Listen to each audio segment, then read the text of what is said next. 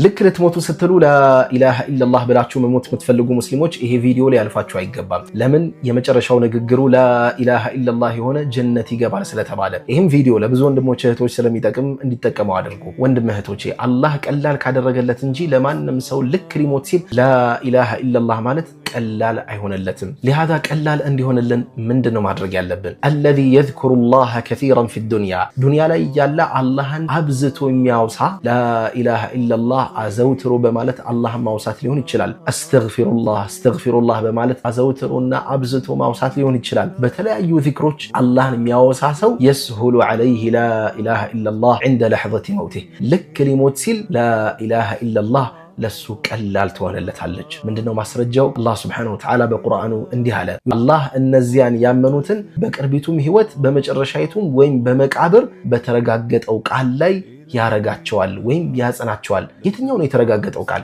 ላኢላሃ ኢላላህ። በሐዲሱ ትርጉም ረሱል ሰለላሁ ዐለይሂ ወሰለም እንዲህ አሉ፣ መን ካነ አኺሩ ከላሚሂ ላኢላሃ ኢላላህ ደኸለል ጀና፣ የመጨረሻው ንግግሩ ላኢላሃ ኢላላህ የሆነ ጀነት ይገባል ብለዋል ዐለይሂ ሰላቱ ወሰላም።